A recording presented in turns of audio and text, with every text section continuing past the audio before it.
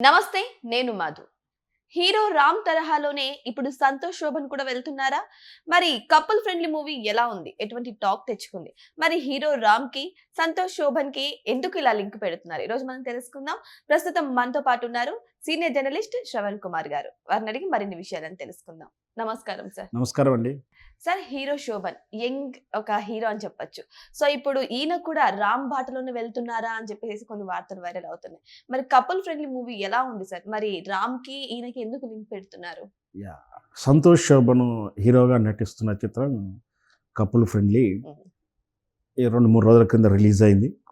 అయితే ఆ సినిమాకు ముందు విన్న టాకు సినిమా చూస్తున్నప్పుడు ఆ సినిమా రిలీజ్ అయిన తర్వాత సేమ్ టాక్ ఉంటుందా అనేది చర్చిస్తున్న సందర్భంలో కంపారిటివ్ చేస్తున్నటువంటి విషయం. సహజంగా తెలుగు చిత్రసీమలు ఏంటంటే కంపారిటివ్ ఎక్కువైపోయింది ఈ రోజుల్లో. సెంటిమెంట్స్ ఎక్కువ. సినిమా ప్రమోషన్ కోసం రకరకాల విన్యాసాలు చేస్తూ ఉన్నారు. అంటే థియేటర్కి రాకపోవడమే కష్టంగా ఉన్నటువంటి ఈ రోజుల్లో థియేటర్ రప్పించడానికి రకరకాలు చేస్తూ సినిమాకు హైప్ క్రియేట్ చేయడం అని ఒక ట్రెండ్ క్రియేట్ చేసుకున్నారు. అంటే ఇదివరకు లేదు. సినిమా రిలీజ్కి ముందు ఏదో ఫంక్షన్ చేయడం, సినిమా 100 days దాటితే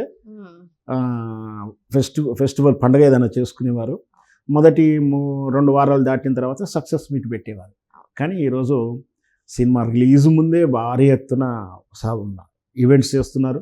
సినిమా రిలీజ్, సినిమా తెల్లారే సక్సెస్ మీట్లు పెట్టేస్తున్నారు.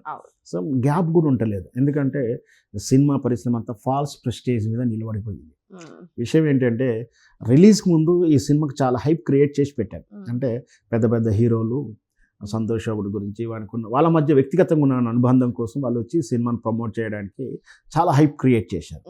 తీరా సినిమా రిలీజ్ అయినాక చూస్తే కపుల్ ఫ్రెండ్లీ అనేది టాకు ముందుగా విన్నంత రేంజ్లో హైప్గా లేదు. సో దాంతో డిసప్పాయింట్ అయిందని చెప్పవచ్చు. సో ఇదే విషయాన్ని సేమ్ మళ్ళీ వాళ్ళ ఫ్రెండ్లీగా ఉండేటువంటి వాళ్ళ సేమ్ రామ్ కూడా గత చిత్రం తాలూకు ఆంధ్ర కింగ్ తాలూకు అనే చిత్రానికి సినిమా రిలీజ్ ముందు కూడా పెద్ద పెద్ద స్టార్లు, మహేష్ బాబు లాంటి వాళ్ళు కూడా దాన్ని బాగా ప్రమోట్ చేశారు. తీరా చూస్తే డిజాస్టర్ అయిపోయింది, డిసప్పాయింట్ చేసిందని చెప్పవచ్చు. అంటే సినిమా రిలీజ్కి ముందు ఎంత హైప్ క్రియేట్ చేసినా, సినిమాకు తమ బుధస్కంధాల మీద పెట్టి ఎంత పెద్ద స్టార్లు ప్రమోట్ చేసినా సినిమా బాగుంటేనే ప్రేక్షకుడు వస్తున్నాడు, మంచి టాక్ వస్తుంది, కలెక్షన్లు వస్తుంది. కేవలం ప్రమోట్ చేస్తున్నప్పుడు హీరోలు తమ వ్యక్తిగతమైనటువంటి రిలేషన్ బహుశా చాలా వరకు చెప్పు ఉండొచ్చు.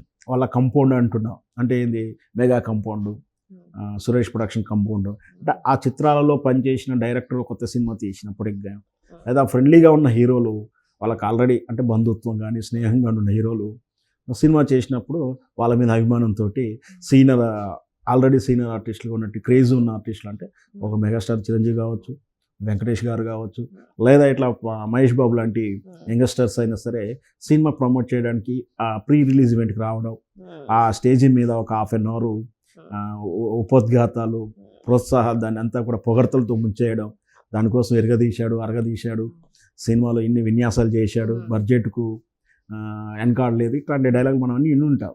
దాంతో సినిమాకి హైప్ వచ్చేస్తుంది. హైప్ రాగానే ప్రేక్షకుడు అబ్బా అనుకుంటాడు. బట్ మీడియా కవరేజ్ అయితే వస్తుంది. ఫస్ట్ ఆఫ్ ఆల్ అంటే వైరల్ కంటెంట్ అవుతుంటుంది. అప్పుడు అంటే మహేష్ బాబు గారు మాట్లాడినప్పుడు కనీసం నేను ఒక 500 ఛానల్స్లో, రీల్స్లో, షార్ట్స్లో సినిమా గురించి టాపిక్ అయితే రిలీజ్ అవుతే చర్చల్లో వస్తుంది, ఆటోమేటిక్గా పబ్లిసిటీ వస్తుంది. దాంతో సినిమాకి ఇంకా హైప్ పెరుగుతూ ఉంది. అంటే మామూలు వాళ్ళు కూడా తెలంగాణలో సినిమా గురించి తెలిస్తే అబ్బో ఎలా ఉందో చూద్దాం అని కొందరు సినిమాకి వెళ్తారు.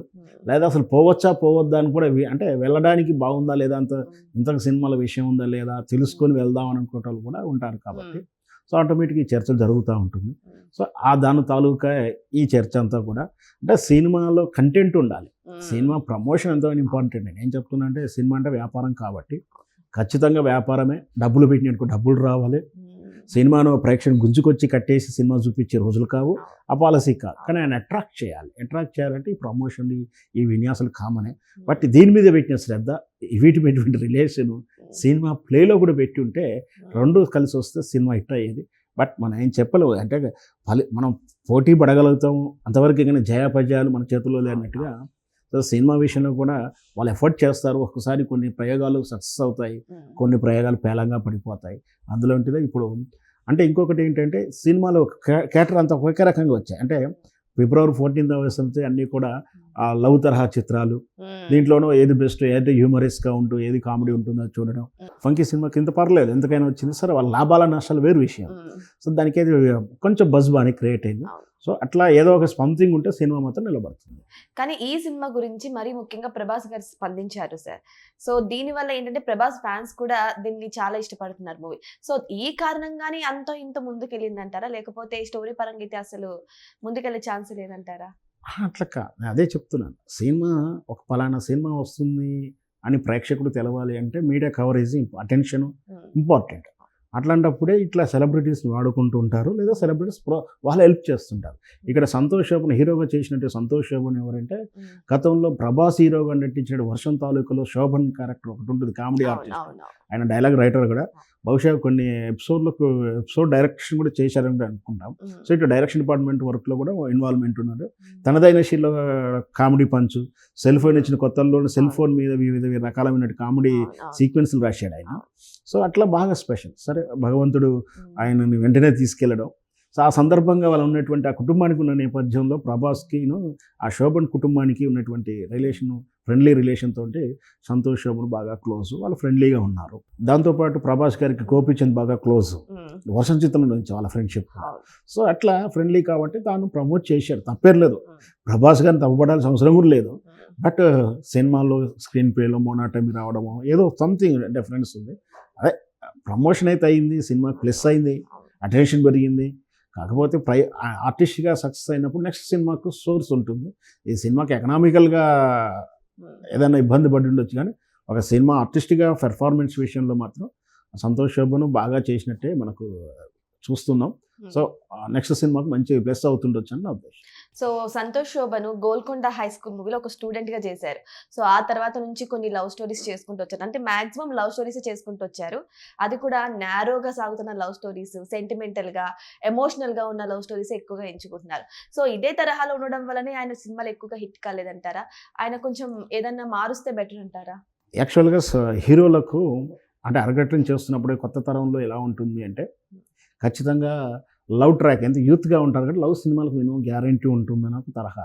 లేదు అని చెప్పేసి మొదటి చిత్రాలలోనే హీరోగా ఎలివేట్ చేద్దామంటే ఆ బాడీ సహకరించాలి, ఆయనకి చుట్టూ ఉన్న ఇమేజ్ కూడా సహకరించాలి. అంటే సహజంగా వీళ్ళు లవ్ ట్రాక్లే చూస్తుంటారు.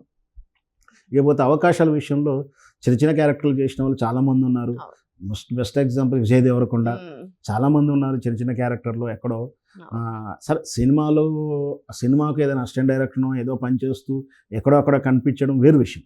ఆ విధంగా చూస్తే పూరి జగన్నాథ్ చాలా చిత్రాలు అక్కడో ఇక్కడ కనిపిస్తాడని, రవితేజ కూడా ఎక్కడో అక్కడ కనిపించాడని వార్తలు వింటుంటాం. కాకపోతే కొన్ని రికగ్నైజ్ అయ్యి, కొన్ని రికగ్నైజ్ కాలేదు. బట్ ఏదైనా సరే అవకాశాల కోసం వాళ్ళు ఏ విధంగా అయినా సినిమాల్లో ప్రవేశిస్తూ అనుభవం నేర్చుకుంటూ హీరోగా రావడానికి లేదా వాళ్ళ టాలెంట్ నిరూపించుకునే ప్రయత్నాలు చేస్తుంటారు. సో సంతోష్ శోభన్ మంచి ప్రయత్నం చేశాడు. భవిష్యత్తులో చిత్రాలు ఇంకా, ఎందుకంటే పెర్ఫార్మెన్స్ ఆర్టిస్ట్గా అయితే కనిపిస్తున్నాడు కాబట్టి భవిష్యత్తులో మంచి చిత్రాలు వస్తాయని ఎక్స్పెక్ట్ చేయొచ్చు. సంతోష్ శోభన్తో పాటు ఆయన తమ్ముడు కూడా సంగీత్ శోభన్ కూడా మూవీస్ తీస్తున్నారు. కానీ ఈయన ఎక్కువగా కామెడీ తరహాలో ఉన్న హీరోగా అయితే అలా ఎలివేట్ అవుతూ వస్తున్నారు.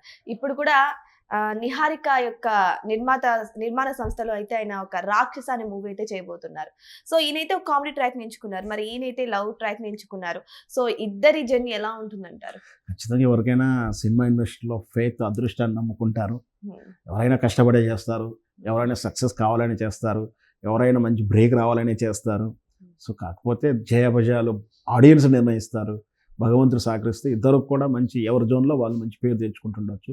చూద్దాం. ఎందుకంటే ఇప్పుడు స్టార్ పెద్ద పెద్ద హీరోల ఉదాహరణకు స్పష్టంగా చెప్పాలంటే మెగాస్టార్ నుంచి వచ్చినటువంటి ఫ్యామిలీలో అల్లు శిరీష్ గారు వచ్చారు, అల్లు అర్జున్ వచ్చారు, ఎన్టీ రామారావు గారి ఫ్యామిలీలో చాలామంది వచ్చారు.